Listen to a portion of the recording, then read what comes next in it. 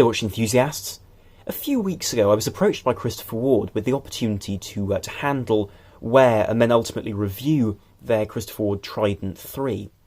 And this is the third generation of their Christopher Ward Trident, which is a watch which has, I think, impressed a great deal of people over the past decade or so that it's been produced for, and is now in its third generation, where they've changed quite a lot about this watch in terms of its aesthetics, but also in terms of its technology inside.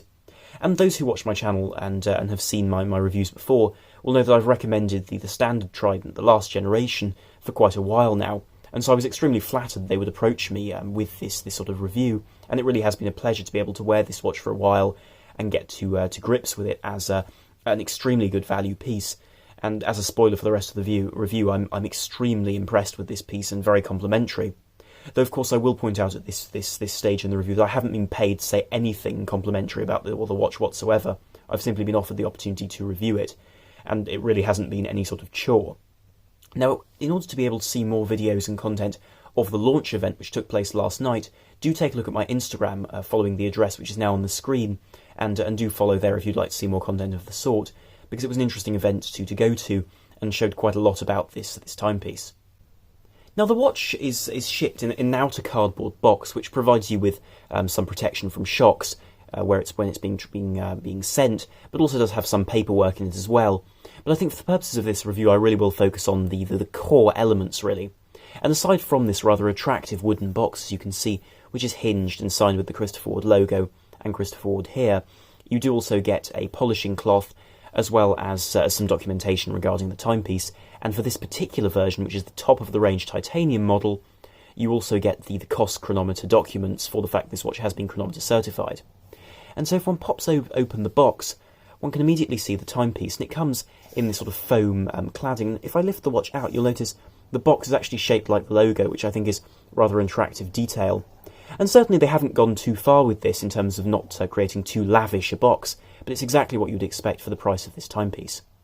And so here is the watch. But before I speak about this particular version, which really is a remarkable variant of this Trident range, I would like to speak about the range in general, just to give you an idea of what actually there is apart from this titanium version.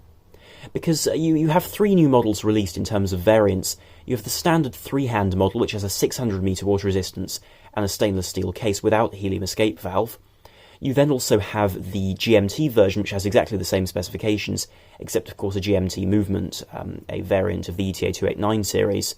and of course the same 600 meter case in terms of water resistance, and of course stainless steel. And then you have this version, which is a limited edition of 300 pieces, and this is the Trident Elite 1000, which is the titanium version, as a sort of range-topping model with a 1000 meter water resistance, a unique colourway, as well as the helium escape valve on the side of the case. And the prices do vary quite significantly, with the steel version coming in at a base price of £695, then the steel version with the GMT function, £895, and this version at £1,250 plus, depending upon the versions, as £1,250 is the base price.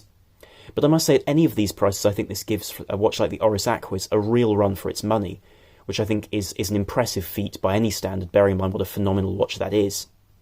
Now, the case of this watch has changed size. Previously, the Trident was a 43mm watch, or you could get the mid-size 38mm version. This watch now comes in at 38mm and 42, though as far as I understand it, this titanium version comes only in the 42mm size, which makes sense with the higher water resistance. But I must say, by comparison to the previous version, and also by comparison to, for example, my Omega Seamaster 300, this watch wears in a very similar way in terms of width as the Seamaster 300. That's the 41mm version, and does feel somewhat smaller than the previous generation Trident, though not enough to put you off if you like larger watches. Also, the case has been redesigned. As you can see, it's far more in line with the C65, more vintage-style Tridents with their 150 meter water resistance, as it has this double cut to the case, and also has more brushed areas on the case too, because this titanium version, as well as the steel versions, feature brushing along the sides of the case and also along the top of the lugs now too, which wasn't previously the case. Also, the bezel remains with this style of coin edge, and I must say is beautifully finished. Now, starting with the general specs of the watch in terms of the dimensions, as I said, this watch is 42mm in diameter by 15.5mm by my measurement from top to bottom, though I will point out there's a certain proviso with that this watch is so heavily domed on the back that it feels more like a 14 or 13mm thick watch. Also, it's 49.5mm from lug to lug, and has a 22mm lug spacing, meaning that it'll fit on the vast majority of straps which you might want to use with this watch. Of course, this watch is very much a professional dive watch, and so it's the first of the Christopher Ward Tridents to have a fully luminous bezel, which wasn't previously seen, and it uses a new type of lume on the bezel and the hands, which is the X1 GL-C1, which gives you a very bright bluish colour to this lume. Now, the titanium version of this watch does represent the top-of-the-range model, and so is a limited edition of 300 pieces with this blue and orange sort of coloration. And the blue is darker than you would see on, for example, an Omega Seamaster 300, so it is much more of a rich sort of royal blue than you might have seen on those watches. Also, this watch is different in the sense it comes on this rather attractive rubber strap, which isn't a natural rubber style, but rather is a slightly more firm style of rubber, with the Trident, or rather Christopher Ward logo on the back, and these areas for sweat to be able to be drained from your wrist from, without the irritation of ending up with a very sticky strap, and they do have quick release pin bars too. Now, with regards to the general design of the watch, it's a conservative look, but I think very attractively executed, and you of course have a screw-down crown with a signed top, which I think works very well. Now, the bezel of this watch is ceramic, of course, and it's this polished finish which gives this wonderful lustre to it, and is of course very steeply raked in terms of climbing upwards towards the crystal, which works attractively in terms of allowing a cuff to slide over the top of the watch, and is a nice touch, I think. Also, it has this luminous surface, of course, which is very bright in the dark, though you'll see that in the lume shot as well. And then you have this coin edge, which is beautifully finished in, of course, titanium.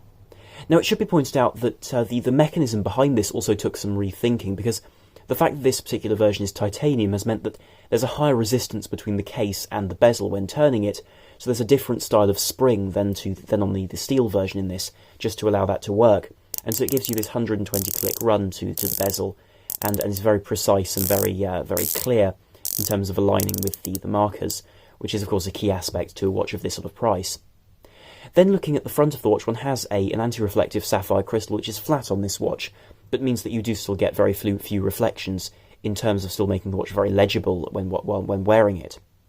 Now, the crystal also does allow you a very good view of the dial, which is this glossy blue, which matches the bezel perfectly, which is often a complaint that people have, that dials and bezels don't quite match in colour, but here there really is no difference. On the dial there is a great deal of detailing too, and so one sees hands which are brushed across their top, and then polished across their edges, which are again steeply sword-edged, if you will, and sharpened to give this very attractive look.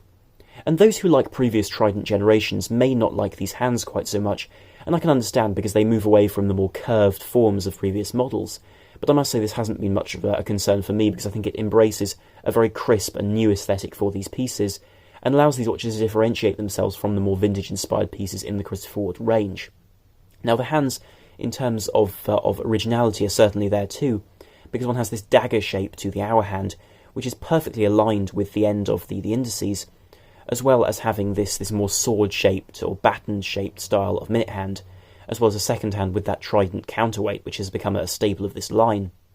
Now, those who've seen the macro shots of this watch previously will notice that one can see the Christopher Ward logo at 12 o'clock with its raised texture. And this is something which will certainly be a divisive point, because I know a lot of people don't like the arrangement of having the name on the left-hand side, but I must say I rather like it because it gives balance to the dial where the date is, and I think works very well. At the bottom of the dial one simply sees Swiss-made chronometer in orange, of course, and 1,000 metre 3,300 feet. Now, this is the only version at the present time with chronometer certification in the Trident range, but does so with a Sleater SW200. And this is a good choice of movement, and of course isn't visible through the case back though, which features this rather attractive embossed Trident logo. But the movement inside the watch is automatic, of course, and Swiss-made with a 38-hour power reserve, hacking and hand winding, of course automatic winding too, and this 4 Hz beat rate, so you get this very smooth run to the seconds, and of course it's chronometer certified, so you get proper testing for this watch over several weeks to allow it to really run to fantastic level, which is great to see at this sort of price range, and you wouldn't expect to see either. One also sees a dark date wheel, which I appreciate because the watch doesn't have that sort of standout white date wheel, which is often a concern, and the indices on the dial match the hands beautifully with brushing across their top too. And it's a dial which is perhaps a bit sparse to some people, but I think works beautifully where simplicity and also elegance is concerned, which is often something which one doesn't associate with a 1,000-metre dive watch.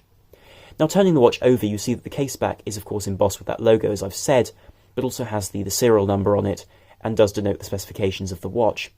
And one thing you'll note about this case is that it features polished elements too. Now, this is not a standard feature for titanium cases, where at this price range you'd normally see fully brushed grade 2 titanium cases, rather than this grade 2 titanium which has been polished, and I think this is a testament to the care taken with this watch to produce something very different. Now, whilst looking at this side of the case, one can't ignore the helium escape valve, and this is of course used by saturation divers to allow the watch to compensate for helium which can enter the case during extreme deep sea diving, and so allows it to exit via this valve, which has this DLC coating around the edge to be able to give a scratch resistant but also blackened colour, and then has HE for helium on the crown, on the top, if you will, of that helium escape valve itself, the crown of the valve, if you will, the top. Now, the watch itself, of course, doesn't come with a metal bracelet, and as I've said, it comes with this attractive nylon-covered strap, but of course it does come with a matching buckle, which is signed Christopher Ward, and is a matching colour for the titanium case, which is slightly darker than you would expect from a steel case, for example. Of course, the appeal of this watch is very varied, because it's a piece which will of course appeal to professional divers, because it's a watch which is very good value, and I must say it's the sort of question which brings into question whether it's worth spending more on a sort of luxury dive watch. Because of course there are options which do offer more luxurious specifications than this watch, with in-house movements, high anti-magnetism, and even higher water resistances. But this is the sort of watch which does make you think actually this could be the sort of only watch you could own in the collection, because it offers you the quality you would expect from a brand like Christopher Ward, but also the general quality of design is very much there. And I appreciate the fact this watch doesn't look like anything else on the market. It's a distinctive aesthetic, but not an overly extreme one, and I think that's a very rare balance to strike. Especially with this style of case, which is unique too, you do get the sense that this watch is perhaps of the school of thought, you could say, of the Omega Seamaster, with a more curved case, a more playful aesthetic, but nonetheless is it very much its own watch, and is the sort of piece which will look just as good on your wrist whilst diving as it will at dinner, because it has this coloration which somehow manages to still appear subtle, despite having orange and blue as quite strong colours, and of course the strap is not for everyone, but I think does complement the watch very nicely. And this piece is a piece which I should show you on the wrist as well, because that's really where this watch is most at home, naturally, but in terms of ergonomics it's also a marvellous piece. And my wrist is just under 7 inches in circumference, and so it's very much of the average size for a man. And I must say this watch fits beautifully. It fits perfectly in terms of my wrist size, and I think that's mostly down to the design of the case back, because despite the fact that 50mm from lug to lug does tend to be a little bit on the large side, this watch, because of the way it sinks into the wrist and the fact those lugs curve down very aggressively towards the wrist, means that you do get a very compact fit. And for those considering the 38mm version or the 42mm version of the steel version, I would strongly encourage you to have a look at the other watches you own, perhaps, because this is a watch which will wear well, and perhaps the smaller size would be less of a good choice if you have a wrist which is around this sort of size, because I found this to fit perfectly. Also, the crown doesn't jut out too far, which means there really is no danger of striking one's wrist on it, and the bezel rotates easily as the watch is very stable on the strap.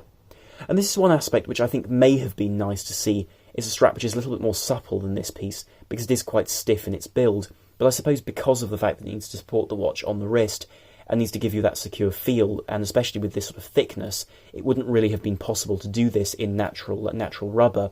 which would be more supple and more soft. But I think still it's a very good achievement in terms of producing a watch which is both wearable, but also able to offer this 1,000-metre water resistance, which is certainly rare for a watch of this size. And so here is the watch in the dark, and as you can see, the lumen on this watch is really extensive. One sees a fully luminous bezel, and more fully luminous than one might normally associate with that term, because on most bezels with full lume around their graduations, you don't expect to see lume on every graduation, which is the case on this watch, which I think is great to see, and Christopher Ward say that thanks to the use of this new type of luminova, and also the fact that they've painted the bezel with this luminova, unlike any previous version of the Trident. It has the equivalent of 100% more lume than previous versions, which is an impressive achievement, bearing in mind the watch has actually shrunk by a millimetre. And this really does show, because the lume on this watch will last for about 8 or 9 hours, depending upon the amount of light it's been exposed to beforehand, which really is up there with Seiko in terms of the lume. And whilst this may not quite be as bright as a Seiko Luminova, it does have the same longevity, which is very impressive, and I must say is more than, again, I would expect for the £1,250 this watch costs. And bearing in mind the fact that a similar configuration will be available for £695 on the steel version, it really is quite staggering. And so as you can see, there's a slight colour difference between the orange areas of lume and the various areas in white, but it's not a particularly noticeable difference, and certainly doesn't affect the legibility at all. Of course, at this point in the video, it'll come as no surprise that, as my final sort of concluding comment, I'm extremely impressed by this piece. Now, it's a watch which is marvellous for a number of reasons, but in terms of the reviewing process, I found Christopher Ward to be extremely helpful to deal with, and a really very pleasant bunch of people to be able to work with for a review, which is always a very good sign with a brand. Also, the fact that this watch is of a quality which I would expect at a far higher price than the price they're asking for, I think this watch is a no-brainer in terms of being a dive watch in that sub-£1,000 category. The quality of the bezel, the quality of the movement, the quality of the dial, the design is both unique in terms of not resembling anything else on the market, which I think is crucial because homages rarely stand the test of time particularly well,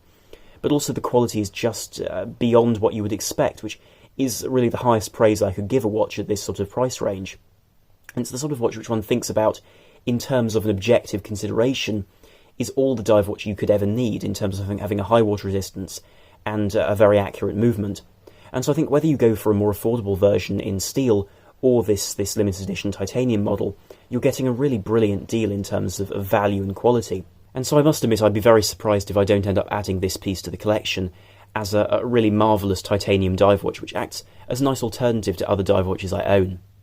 And so do tell me in the comments down below what you thought of this video, and also what you thought of this new version of the Trident, which is certainly different aesthetically from the previous generation, but in my eyes is a very valid and very worthy replacement for the old variant.